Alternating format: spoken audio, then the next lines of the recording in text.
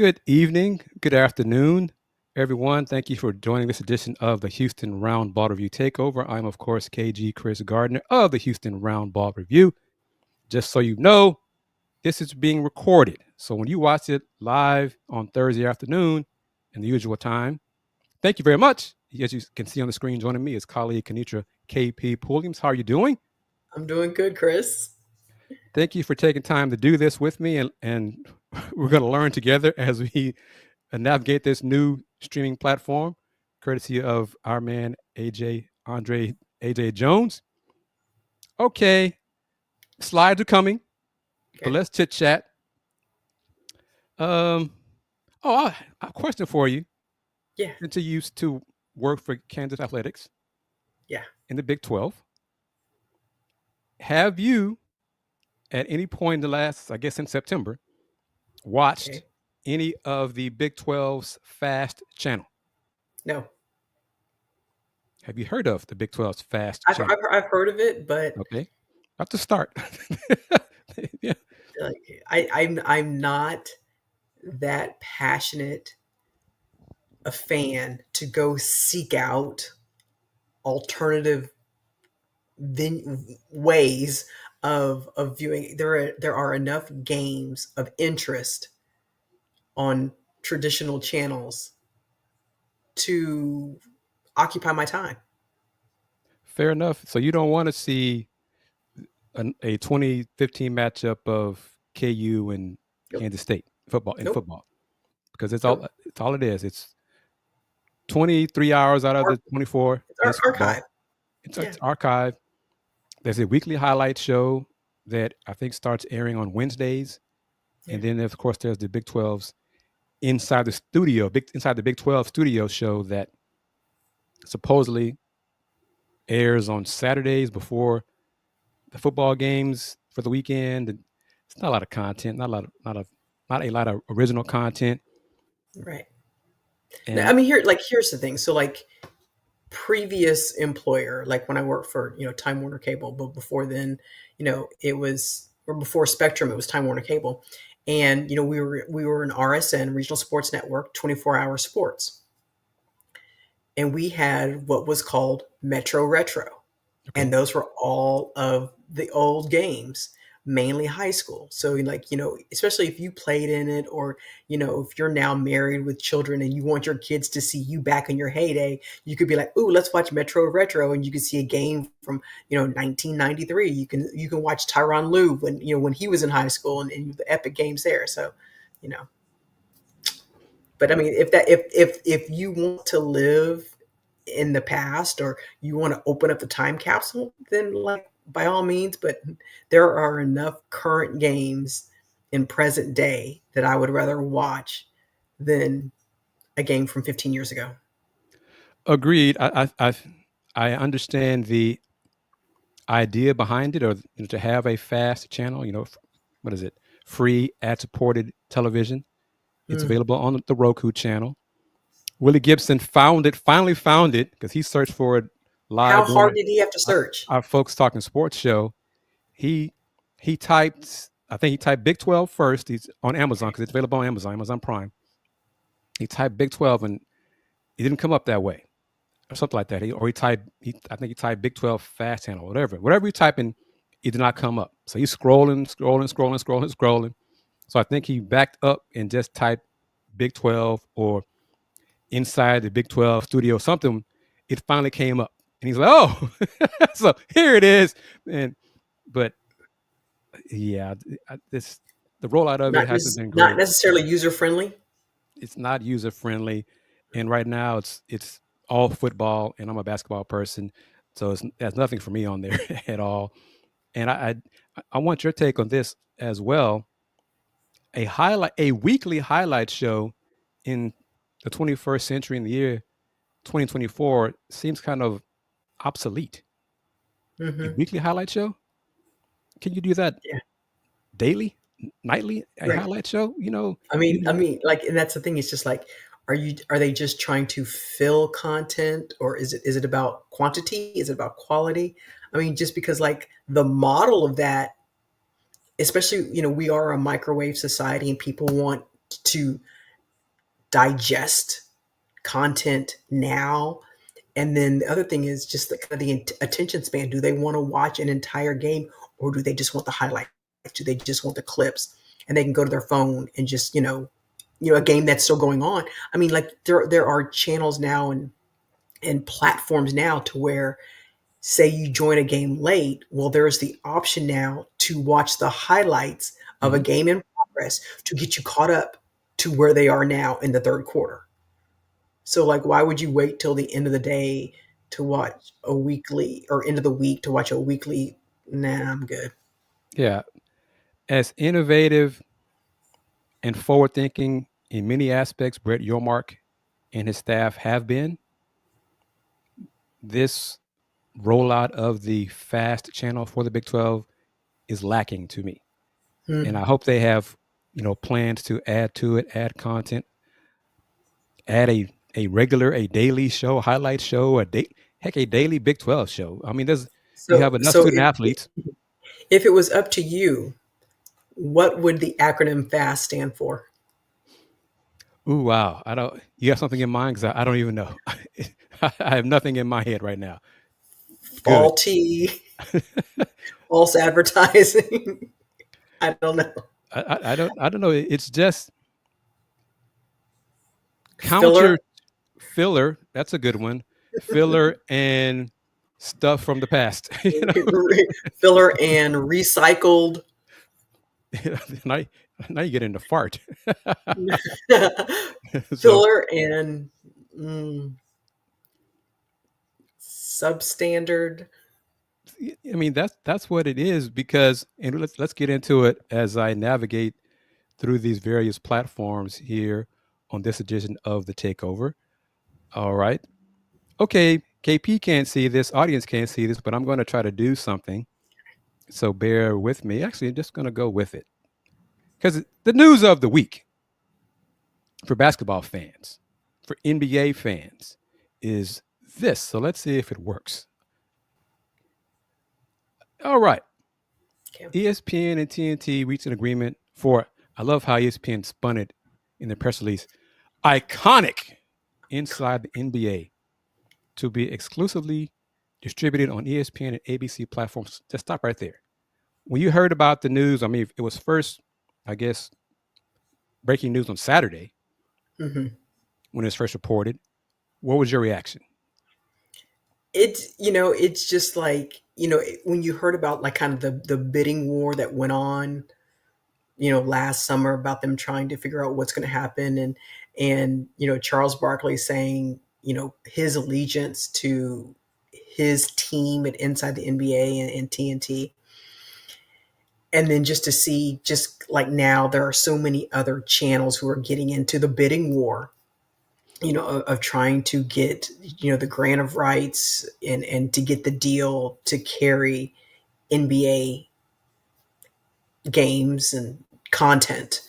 And now it's really, it's the blurred lines of it all. It's like, whereas stations and channels used to have, identities, Mm-hmm. ESPN, the worldwide leader of sports. Now it's just like, you don't have to necessarily be a sports channel to call yourself a leader, you know.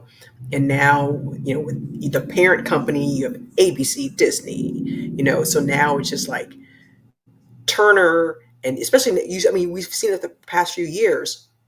Well, Ernie and Shaq, and, or more so Chuck and Kenny, Mm-hmm. now doing NCAA tournament, and then of course their sequence and their series of commercials with Samuel L. Jackson. So now it just, right there, you saw like CBS and Turner, and so, like, and then, True TV, and then also when they're not available, and you have, Candace Parker, um, and Grant Hill when he's not, calling games, sideline. You have all these guys, doing studio work as well, and so now it's just kind of like, okay, everything is just kind of spread across the family of networks, and now it's not so much the parent company of Turner.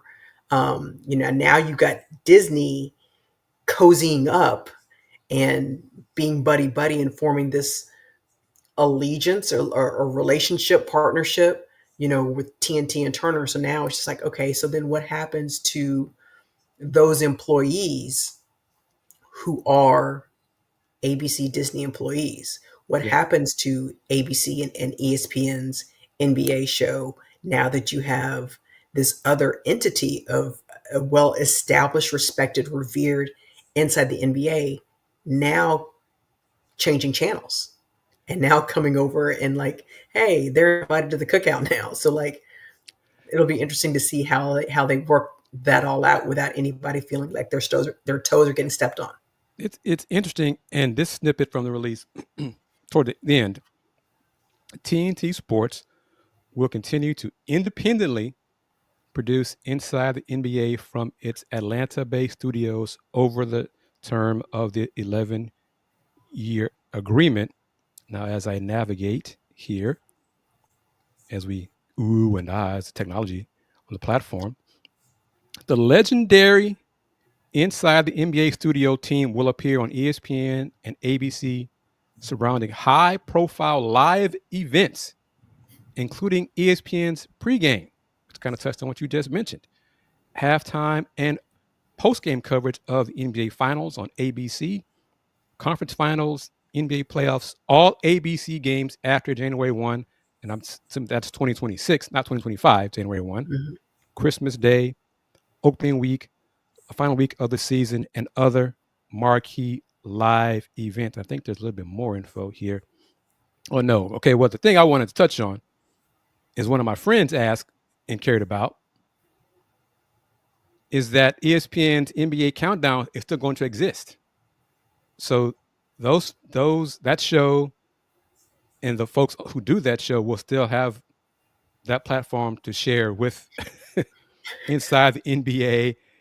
And I was like, okay, well, that's interesting. So you're still going to see Stephen A. And everyone on the NBA Countdown. And NBA Countdown is not a very good show. I I hardly ever watched it. I'm either at a basketball game, Rockets game, or whatever, but I never watched it and I have not heard good things about it. But what say you, Miss Pulliams, about that? Yeah, like is it an oversaturation of a product? Like how much pregame buildup? I mean, because the ESPN does it every day now. So then, like, so you'll have just the regular afternoon, and then you have then the lead up to the game, and then inside the NBA, in addition to, and it's just like, just play the game. Yes. Like, I don't need 3 hours of analysis, building up to the Celtics and and the Cavs. I mean, like, enough. Yeah, I don't need a 3 hour build up to the big game for the NFL. No, Okay. Let no, alone 3 hours to a regular season game. Okay. No. right. And then like what, like other high profile marquee games, like what, who determines, is it the bosses at ABC Disney, like who determines what? And then because normally inside the NBA, once playoffs start, they usually go on the road, Right. especially for the finals, the conference finals. um so So they're gonna, they will go on the or road. is it just like, oh wait, by the way, it's NCAA tournament time, so Ernie, Chuck, Kenny, they're going to go over to CBS and do NCAA stuff. Meanwhile, we'll allow the ESPN, ABC, Disney employees handle NBA. Like, yeah. Yeah, it's going to be interesting. But I think Andrew Marchand from The Athletic wrote, or someone else wrote about it, that the inside the NBA crew will go on the road for the NBA finals. Unlike now, once, because it used to be, well, this will be the last season of it. Once the conference finals that TNT covers ends, that was it for them. But in Hmm. the new deal, They they'll go go on the fishing. road for the NBA finals. So fans will have inside the NBA for the NBA finals. And the Rockets are playing the Pistons in the NBA finals in 3-4 years. Did you ever hear about that? I made a prediction No. that 3 years ago now, I think 3 years ago, that the Rockets and Detroit would be in the NBA Finals within 5 years. Hmm. Then Monty Williams took over and destroyed the Pistons, set them back. So all my viewers and Rocket fans, so KG, have you changed your timeline? Oh yes, I sure have. There's no way on earth that Detroit is. Kudos to JB Bickerstaff and the job he's done thus far this season. But yes, the timeline has changed. I think the Pistons may get to the finals, but of the two, I think the answer is pretty obvious. Of the two, who do we But get there like first, Rockets or the Pistons, in your opinion? right now, Rockets. Yes, agreed. Agreed. But have you seen like the last time you saw Monty Williams' name in the headlines? Have you read the story He's coaching his son in San Antonio, right? High school. replacing Bruce Bowen? That's right. Yeah, that's right. Like private school, but meanwhile, Bruce Bowen's son stays in that school, doesn't transfer, doesn't go to that school. So now you have Monty Williams coaching his son, coaching Bruce Bowen's son, coaching Tim Duncan's son. That should be Private school. that should be a talented squad. They should go. Well, it's tough to go undefeated, but they shouldn't lose too many games. Yeah, I'll just put it like that. especially I mean, especially now with the UIL and Right. TAPS or TCIL or however they, the separation of private school and public school. But yeah, that's a squad. All right. I teased it and I didn't mean to, so I'm going to go back to it here. The news about as we transition. This is kind of cool. So I figure out how that all works. Okay, this is all courtesy of Ross Dellinger from Yahoo Sports. As part of the settlement between the NBA and Warner Brothers Discovery, TNT for all we care about, the Big 12 will see 13 of its football games per year moved from ESPN Plus to linear TV on WB channels, TNT and TBS. ESPN, this is part of what you were touching on, is also sub-licensing 15 Big 12 men's basketball games to be aired on either TNT or TBS. The sub-licensing deal begins fall of 2025 and spans 6 seasons, running concurrent to the Big 12's new TV contract with partners ESPN and Fox. Big 12 commish Brett Yormark told Yahoo Sports. And it's a good deal. More info here about the deal. WBD received the 28 Big 12 football and basketball games to fill windows previously occupied by NBA matchups. 10 of the 13 football games will be Big 12 conference matchups. Got to show the fighting Willie Fritzes of the Houston Cougars going against Deion Prime Time Sanders and Colorado Buffaloes. Oh, I digress. The Big 12 games will be simulcast on the streaming service Max. The deal shifts football games scheduled to air on ESPN Plus, streaming to more visible linear channels. It gives the league a fourth network partner and positions the conference well in its next television contract negotiations, Yormark said. Quoting the commish, "This is additive to what ESPN and Fox bring us. That's why this is a great deal. In addition to both is complementary and will lead to more promotion and marketing around the Big 12 and conference brands," end quote. Miss Pulliams, Mm-hmm. taking content, football games from what used to be Big 12 now on ESPN Plus, it's now just ESPN Plus, to linear TV is good, wise, and well, is it good? But it also kind of makes me question again why the reason to have the creation of the fast channel if you're pulling more and more Original content. content. Yes, I don't know. Yeah, I mean you're pulling it, original content from ESPN Plus, from your what used to be What your what is the incentive to utilize the fast channel? yes. There's none. It used to be, and folks, because again, I used to be employed by Big 12, now ESPN Plus. We would hear the complaints anytime that KU was on ESPN Plus, especially conference games. Now preseason, not non-conference games. Like the game last night. Okay, fine, we get it. But when there was a conference game at West Virginia, Mm-hmm. and that game, like, why is that game on Plus? And again, basketball kind of does their scheduling differently as far as announcing broadcast rights.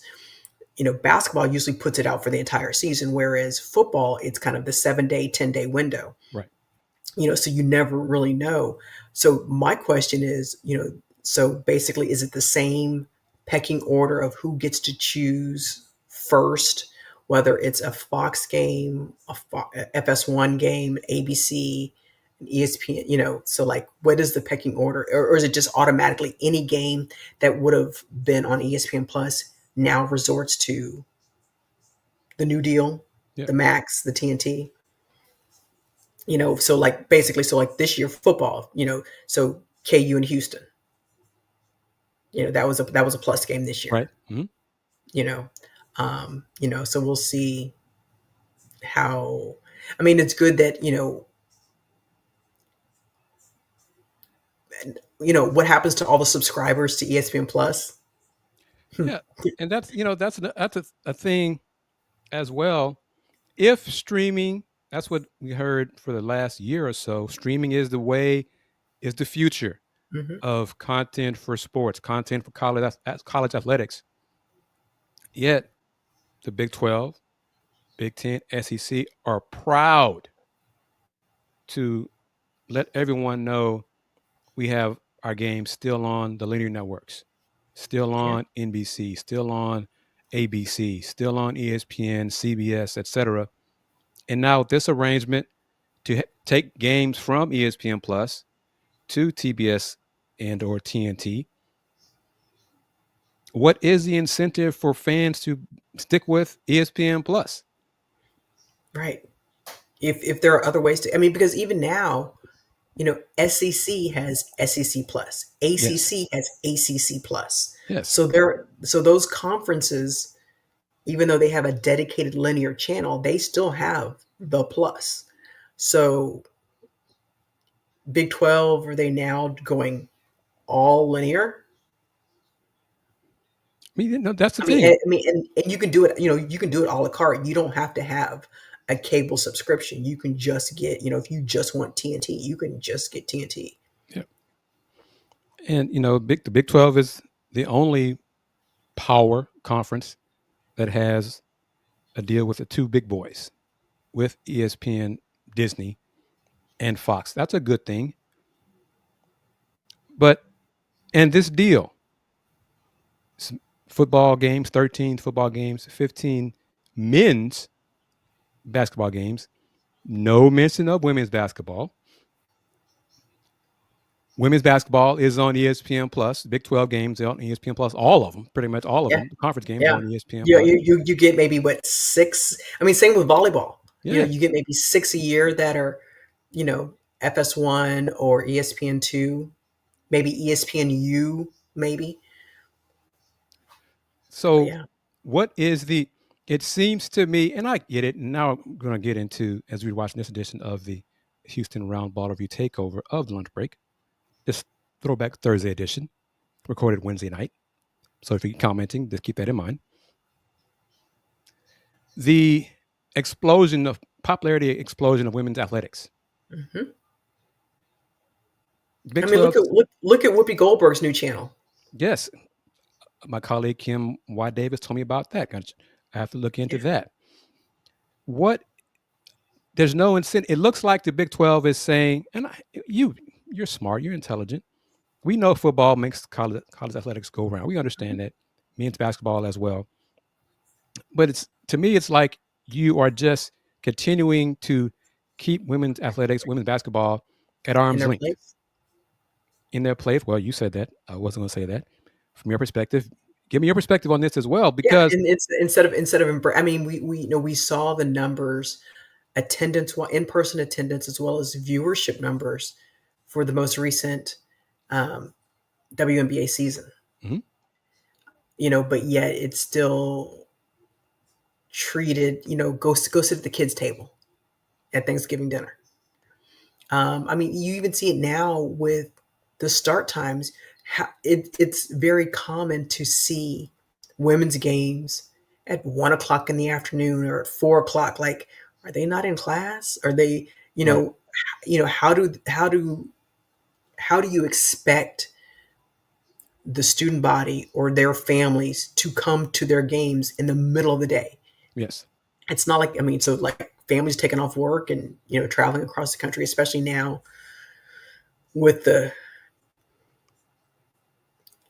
Pac-12, The realignment the real, that like, the hey, let travel me let me plans. let me cross 3 time zones on a Tuesday. Well, Yeah. So I mean, but that's the thing. It's just kind of like, yeah, we say we're championing, women equality and parity, but it's still not the same. I mean, yeah. and to that end, and we're nearing the bottom of the hour, and I will play the BS3 promo. I think I know how to do it here on this new platform. But before I do that, I want to let you know. I'm not sure I sent it to you. Actually, that's my fault if I did not. Monday, earlier this week, I wrote a kind of a commentary Mm. about Attendance. attendance.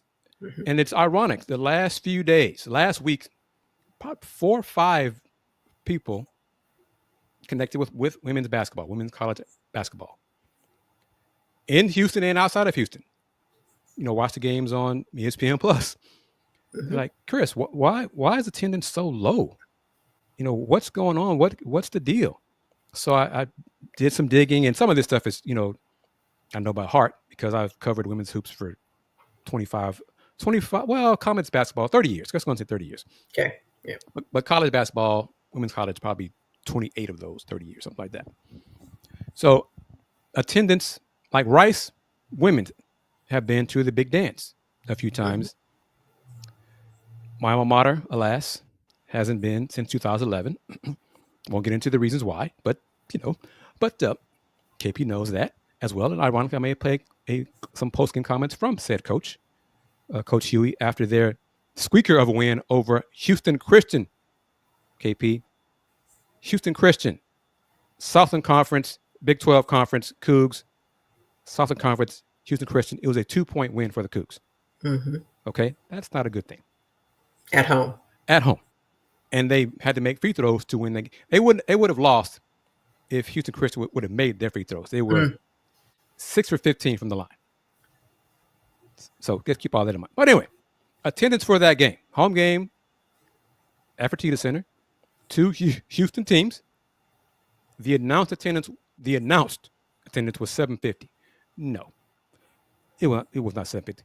Maybe half of that. Maybe 400. It wasn't 750. But that's a problem. Rice was playing Sam Houston State at Rice. I hate when they play at the same time, the local teams. Men's Right. hoops, women's hoops, everybody. But just don't do it. You're just splitting up the what little market you have by playing them at the same time. Don't do that. That attendance was like 800. 750, 800. Rice is coming off winning its conference championship, Hmm. going to the NCAA tournament, scaring LSU in its first round game in Baton Rouge. 800 fans. They hosted South Dakota State to open the season this season. South Dakota State is a consistent top 25, top 30 women's Hmm. basketball program. Ring night, banner night, celebrating Rice Conference Championship, attendance was not very good. So all of these things, it's been a problem for years. I go back to 2004. Chandy Jones from Bay City, Texas, but a Houston Cougar legend. Hmm. Women's basketball, All-American, all of that.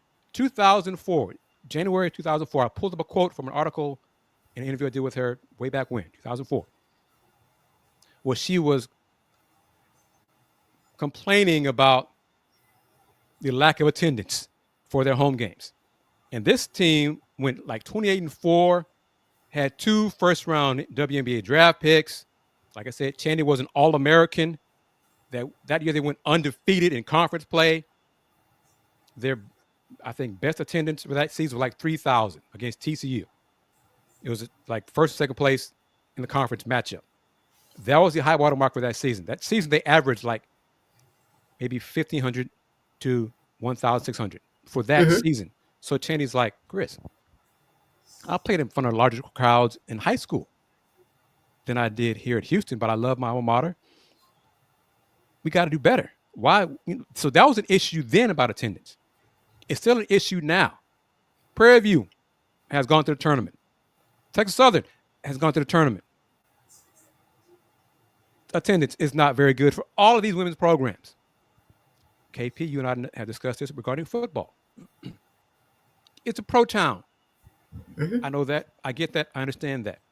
I'm not expecting sellouts for the women's games. It'd be nice to have one or two a season. I'm not looking for that. I'm looking for more than 700 people, 400 people. I'm looking for 2,000, an average of 2,000 to Sure. break into the bottom. The NCAA announces attendance numbers for women's teams, roughly the top 50. Number 50 is usually right around 2,000, 3,000 at Right. number 50. Get to that point. That's what I'm saying. That's what I would like to see. Especially when you consider this. UH has 47,000 students, maybe even 50,000, Wow. but they only get 800, if that, 700, 400 to come see the women's team play basketball. Texas Southern has, I'm not sure about this, but I'm going to say 10,000 for enrollment. Okay. They only get maybe 1,000, but that's because that a lot of their games, home games, are double hitters with the men. That's what a lot of the HBCUs do, have the double hitters. This season's going to be different though, KP. This season they're going to have women have their games for conference on Thursdays. They'll have a double hitter with the men on Saturday, and the men solo on Monday. So I'm kind of curious to see what the attendance will be for the women's games on those Thursdays when they're by themselves, with not attached to the men. So just what is your thought? What could be done? Because I'll go back to it. Yeah. 47,000 enrollment, 700 fans, if we're lucky to see a women's team. What is it going to take? It's going to take some want to, some investment, some commitment, some being intentional from administration to try and increase attendance, whether it's giveaways, whether it's, free tickets, whether it's food. Colleges love free food, something, a raffle draw. I don't know, but it has to be something, like, it has to matter Yes. to more than just those who wear the uniform, And on that great point, or the band or cheerleaders, the yes. spirit units who have to go as part of their spirit association. Mm-hmm. I mean, but it like, if it doesn't matter to the administration to care, about attendance, like, and that's the thing, like, how do you recruit? Thank you. How do you bring in prospective players that you want to be a part of your program to a home game when, like you said, they're like, I play in front of larger crowds at my high school. And on You know, that note, going to put a pin in it because I thought about this point earlier today to kind of counter some of the responses that I've heard. okay. You are watching this edition of the Houston Roundball Review Takeover, streaming not live. No. This one is recorded, but it is available on Roku via the BS3 network. And speaking of BS3, going to play this promo to give you an idea of what BS3 TV is all about. Be back in about 35 seconds. BS3 Network, changing the way you watch TV.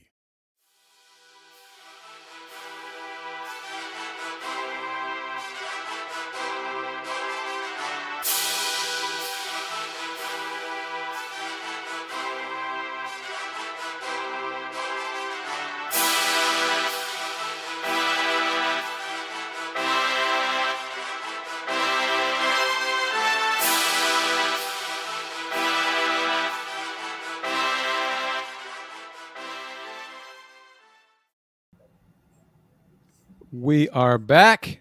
I am KG Kris Gardner of the Houston Roundball Review.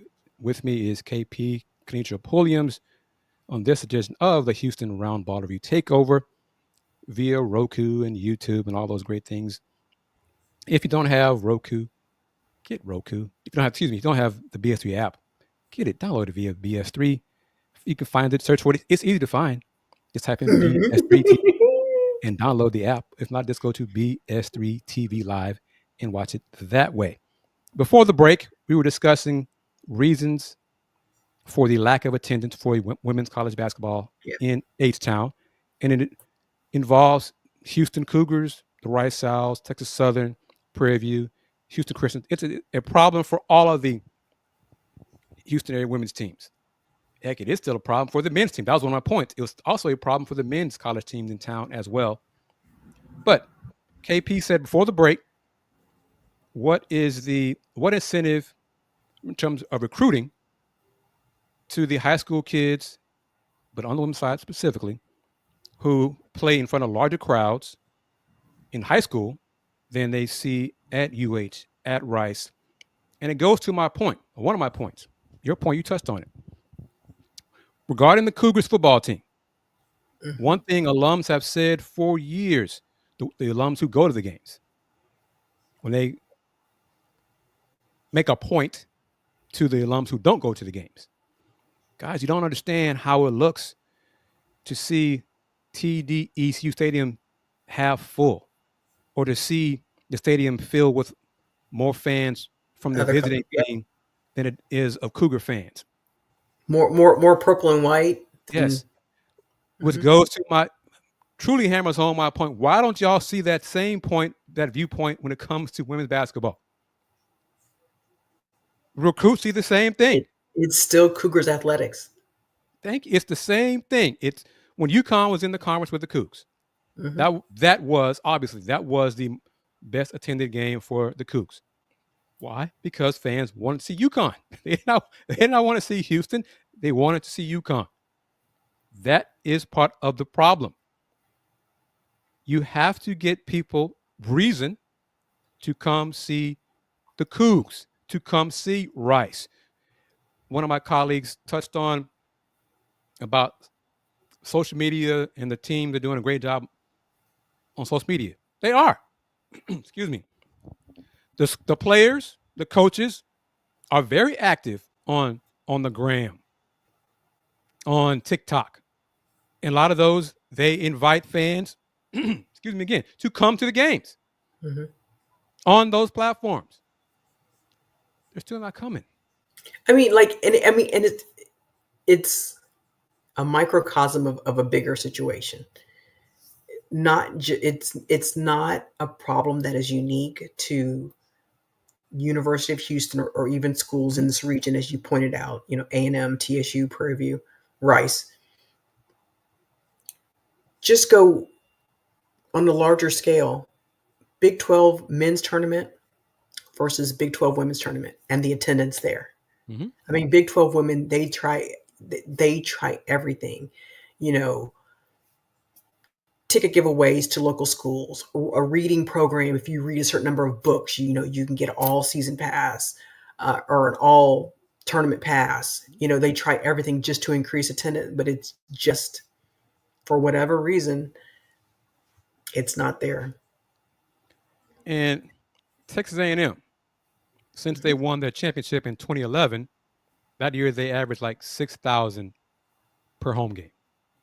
This year, or the last season, under Coach Tony Taylor, they're averaging right around 3,200. So it's gone down since Coach Blair was retired. Get my gist of what I'm saying? That was retired. And I remember even when they were winning, competing for SEC titles, going, or Big 12 titles, just rolling, playing good basketball. Coach Blair, and they were drawing 5, 6, 7,000 at Reed Arena. Coach Blair wasn't happy with that.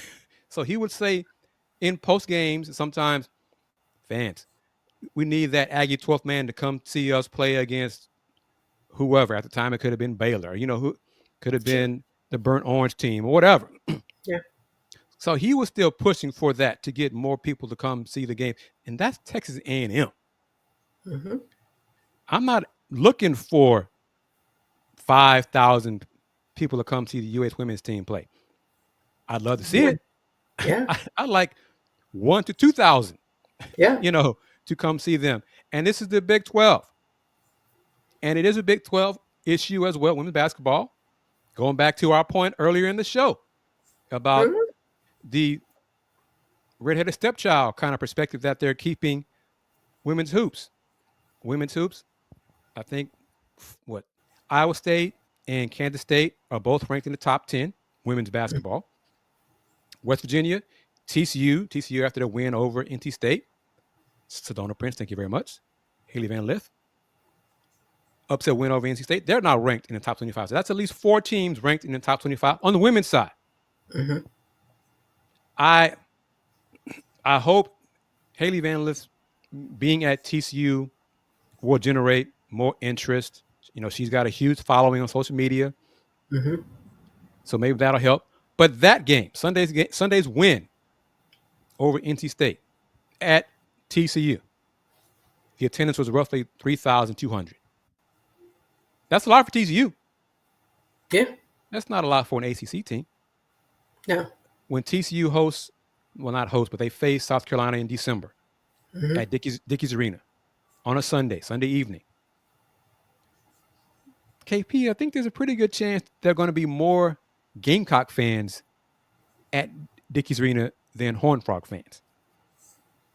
That's not a good thing. If you want to be big on women's basketball in your conference, they need, I've said this before, I don't know, she hasn't committed yet as far as I know, as we're recording this show, they need Aaliyah Chavez to commit to Texas Tech. Aaliyah Chavez is the next Caitlin Clark. Okay, the next Juju Watkins, even though Juju's only a sophomore. Okay, but Aaliyah Chavez, and she is Hispanic. Right. So that helps, or could help, with attendance as well, to generate a different fan base to come to the games. So she is the number 1 recruit in the class of 25, women's hoops. So if she decided to come to Texas Tech, that would be massive for the Big 12. And maybe then Brett Yormark would start paying attention to, wow, Leah Chavez, wow, I hear great things about her. Is she really that good? Yes, she is, Brett. You going to come to a game? I think I will. That's what's going to happen. That needs to happen. Colleagues were saying, if the Cougs would win more, if Rice would win more, if there are more local area products from Houston going to the colleges. Rice had that just 4 years ago with Erica Ogumake. That last name should ring a bell. She's part of basketball royalty. Houston area product. Nancy Mulkey, teammate, high school teammate, Houston area product. They rolled through conference play in Conference USA. They struggled to get 1,000 fans per home game. So It's not just winning. It's not just the Houston area product, kids staying home. That's not it either. And some of my colleagues saying, the media needs to promote. It's not our job to promote these teams. It's the school's job. Right. It's the administration's job to promote. Get their student body involved to come to the game. This is not my job. I'll probably talk too much about this anyway. Promote what? That they're playing? I mean, so we get, okay. Is that just because,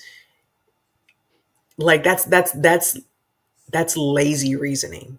If you're going to put the responsibility on the media to tell you when a team is playing so you can decide if you want to go, if you want to go bad enough, you will seek out when your team is playing, whether that's in person or even on TV. If you are a Dawn Staley fan, if you are a Haley Van Lith fan, you know their schedule. You know when they're playing, you know where they're playing, and you plan accordingly. If you want And to go down yeah, to Atlantis next week, you will. and media will cover a game when it becomes an event, when it becomes must see viewing. You know how that happens? When fans go to the games, Hmm. when the games are sold out, Standing room only. standing room only. Media will When show it's up to the those hot games ticket. when it's a Yeah. ticket. That's, that's not my job to do that. It's not KP's job to promote the Cougars, to promote TSU, to promote Rice and Prairie View. Yes, this is a pro sports town. I get it. I'm passionate about this. I bring it up once a year, every couple of years, whatever. But it's a crutch to say this is a pro sports town. One more time. The University of Houston student enrollment is 47,000, if not closer to 50,000 this year, this school year. The attendance, and I know, trust me, y'all watch this show. Y'all know I know that the women's team is struggling. Trust me, Mhm. I know that. But when they were winning under Coach Huey, they still did not come to the games. you know, Right. these 42, 45, 47,000 students, they And I mean, still, and it's not even a case of well, I'm not going to go to the game. I just rather watch it on TV because it's not on. So, like, what's your excuse yes. of why you don't go? All right. This is going by quickly as I knew it would. I'm going to try to squeeze these in. Let me shift gears. I'm going to talk about the Cougs men's team and their signees. First up, this one is kind of closer to my heart. Bryce Jackson signed with the Cougs, and he's a 3-star, Shadow Okay. Creek High School in the area. Hmm. KP has a quote. So let me read the quote from Coach Sampson. When Bryce was a sophomore in high school, Yep. he was tracking to be possibly the best player in the state of Texas before a horrific leg injury. He had surgery and he had to sit out for a long time. When he went back on the circuit this summer, I could see signs of the old Bryce. Bryce, 6'5, 6'6, 200 pounds. And the quote continued from Coach Sampson. I think I messed up there. Here we go. He's not quite there yet, but he has great size and a high basketball IQ. He's a tough kid and comes from a basketball family. His dad is Lucius Jackson, KP. His grandfather, Luke Jackson, from the Philadelphia 76ers. That Luke Jackson, way back when. So he comes from a basketball family. His dad played at Syracuse. If the name rings a bell, that way also. The slide is not cooperating with me. But anyway, let's jump to the next one. Isaiah Harwell. This is an example of how the Cougs are national in recruiting. Right. Wasatch Academy. Isaiah's from Idaho. 5-star from Idaho. Wasatch Academy is in Utah. One of the Cougs' assistant coaches, Coach Casey Beard, has connections with, I think, either the Wasatch Academy coach or the coach in Idaho. Hmm. And that's how this developed. He's 6'6", 200. 5-star, consensus 5-star. He's a young man we touched on weeks ago that could be a one and done. He's signed with the Cougs. So you got a local kid in Bryce Jackson, a kid Hmm. from Idaho, and Isaiah Harwell. Next, announced this on Friday. This young man is a little fella, and slender, maybe more precise, slender.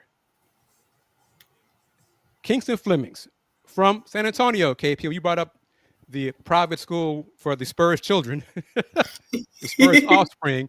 I thought about Kingston Flemings from Brennan High School in San Antonio. Hmm. Wrong slide there. I got to fix that. This is all bad. Wrong picture. But Kingston, 6'3", 170.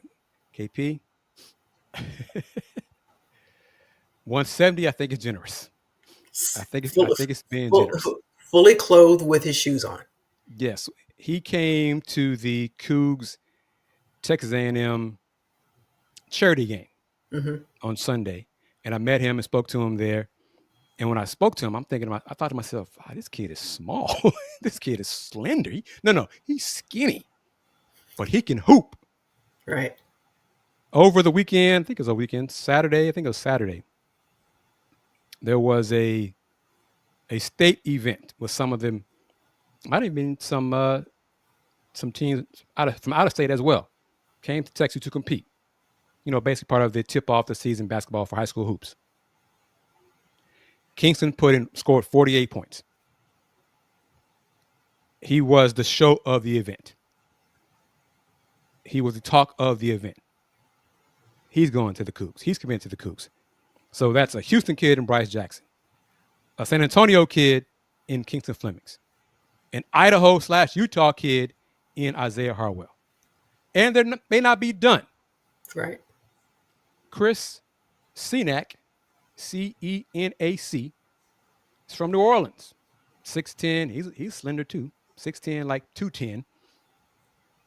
He might sign with the Cougs. It's probably down to the Cougs and LSU. Now, KP, in the world of basketball, the world of NIL, I say to you, it's going to come down to Houston and LSU. What would your initial reaction be? How much does he stand to make? And who would be, in your opinion, who would be the leader of the two when it comes to NIL? Houston or LSU? Who would you think? It depends. How much is Shaq putting up? I mean, it's possible. The bag man. LSU has a reputation. LSU's boosters. LSU's, usually a phrase from Willie Gibson, friends of the program, is probably more well known, more prominent than Houston's friends of the program. Supporters. Supporters, collective now, boosters, what have you. It hasn't happened yet. One of my buddies told me he thought Kris would announce his decision Wednesday. So as of today, as we record this, he didn't. As far as I know, he has not. But I was told last week that of the two, Kris and Kingston, there was a higher percentage that Kris would choose Houston than Kingston. Kingston was still, maybe 60-40, Houston over Texas Tech. But Kris was higher than that. And I'm like, wow, beating LSU for a player in basketball? Ooh, how about that? So nudge, nudge, wink, wink. Hey, Kingston, call your boy up. Well, that's what Isaiah did. They were kind enough, Isaiah and his dad were kind enough to speak with me in an interview. And I spoke with both of them, but his dad, Ron, first. And then when I was through speaking with Mr. Harwell, I spoke with Isaiah. And Isaiah mentioned that he knew Kingston. He knew some of the players that the Cougs were also looking at recruiting. And he was like telling them, come on, join me, come to Houston, come on. He got one. So he got Kingston. So we'll see if Kingston can put in a word and get Kris, or Isaiah can put in a word and get Kris. It just is another example of how far Houston Cougars men's basketball has come under head coach Kelvin Sampson in these 11 years. They are nationally relevant and getting kids nationally to come play for him. 5-star kids. Isaiah Harwell is the second 5-star. Jarris Walker was the first. Jarris is now playing with the Pacers. To sign with the Cougs. Isaiah might be a one and done. Bryce Jackson, coming off his horrific, as Coach Sampson mentioned, leg injury, is still recovering from the injury. And I want to say he's had more than one surgery for the injury to do the repair. So I would not be shocked if Bryce redshirts his freshman season to continue the rehab, get healthy, make sure he's healthy. He's playing right now in high school. He is playing. It's different. But it's different. So I put that out there. I said it on our Let's Rage Cougs post-game show a few days ago. I think I've been saying I will not be shocked if the Cougs redshirt Bryce. And honestly, with Isaiah Harwell and some of the players they still have on this year's team coming back next year, Bryce wouldn't have room anyway to get And see minutes. that's my question is how many scholarships will become available either through running out your eligibility, Mm-hmm. graduation, NBA, or just transferring. Yep. So then it becomes a numbers game. Like, okay, if you don't sign first, where do you fit in? Yes. Are they going to hold a spot for you, or if it's just like snooze you lose? See the little trick I added there, KP? See there on the screen there? See that? See? I'm learning how to do this on the fly here. In these closing moments of the show, thank you, as always, for taking time to, it wasn't last minute on this one, kind of planned this ahead. Yeah. So thank you for agreeing to join me, sharing your insight and knowledge. She still calls it Twitter. So that's why it says Twitter. K Pulliams right there. You can reach her on Twitter at K Pulliams. Advertising me, a little different, but IG, Spoutable, Threads, and TikTok. Houston Roundball Review. Hope you follow me there on those platforms. Keep up with me at Houston Roundball Review. Looking for advertisers on the show. May have some good news, hopefully soon, to share. But if you want to advertise on the show, that is also up there. It's like two things at once. Look at that, KP. Look at that. Email advertise@thehrr.com, as well as my social media handles. AJ, hope you watched this show and you watched. Hope you're proud of us and how we handled this show. We're getting there, brother. We're getting there on this new platform. Thank you very much for allowing me and KP to spend time with the fans and share our insights with you. We touched on a few different topics. Let us know your thoughts in the comments. As you're watching this video, your thoughts will be discussed regarding the Big 12, its FAST channel, the Big 12, and its football deal and games being on TNT and TBS, the Big 12 and keeping women's hoops at arm's length. All those good things, but also thoughts on the Cougs signings inside the iconic inside the NBA. Still going to be produced in Atlanta, but going to be on ABC and ESPN in the future, starting for the 25-26 season. How much of that have you watched over the years? Inside the NBA? Yes. It depends.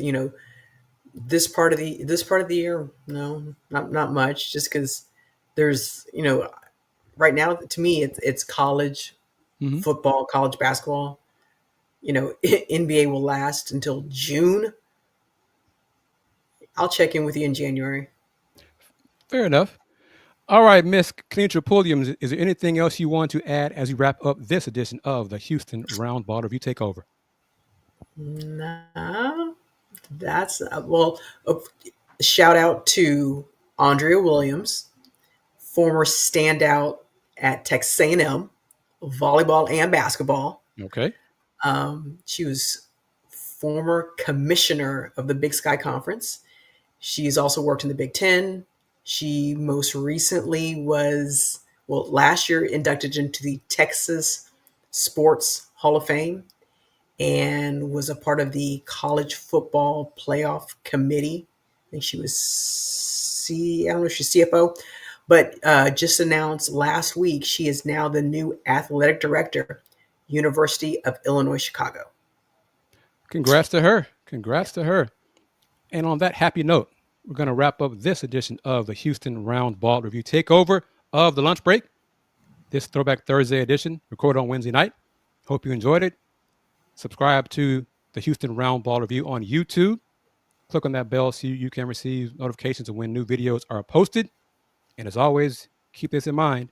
Since 1994, the Houston Roundball Review. Local name, global perspective.